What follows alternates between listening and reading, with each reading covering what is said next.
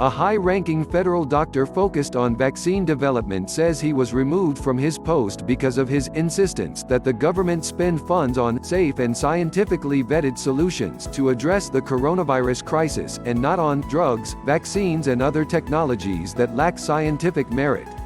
In a statement Wednesday released by his attorneys, Dr. Richard Bright specifically cited his pushback against unproven potential treatments President Trump has repeatedly advocated for during White House briefings and on Twitter.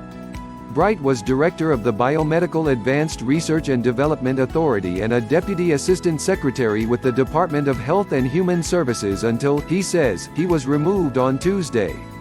Bright said he's been transferred to a more limited and less impactful position at the National Institutes of Health. HHS has not responded to a request for comment. Bright said his career in vaccine development has prepared him for a crisis like this. To this point, I have led the government's efforts to invest in the best science available to combat the COVID-19 pandemic, he said. Unfortunately, this resulted in clashes with HHS political leadership, including criticism for my proactive efforts to invest early in vaccines and supplies critical to saving American lives.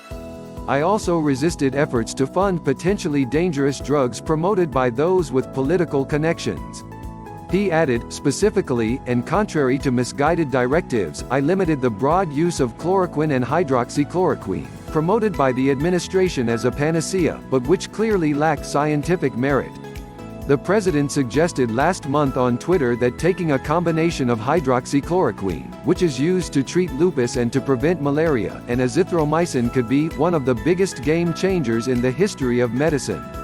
He's also repeated a line about patients suffering from the novel coronavirus inquiring about taking hydroxychloroquine, what do you have to lose? As NPR reported Tuesday, a panel of experts convened by the NIH recommended against doctors using a combination of hydroxychloroquine and azithromycin for the treatment of COVID-19 patients because of potential toxicities. As for using the use of hydroxychloroquine or chloroquine alone, the panel said there was insufficient clinical data to recommend either for or against. In fact, Dr. Anthony Fauci, of the NIH and a member of the White House Coronavirus Task Force, said last month that hydroxychloroquine was not considered a treatment for the novel coronavirus. Dr. Bright said in his statement he is speaking out because to combat this deadly virus, science, not politics or cronyism, has to lead the way.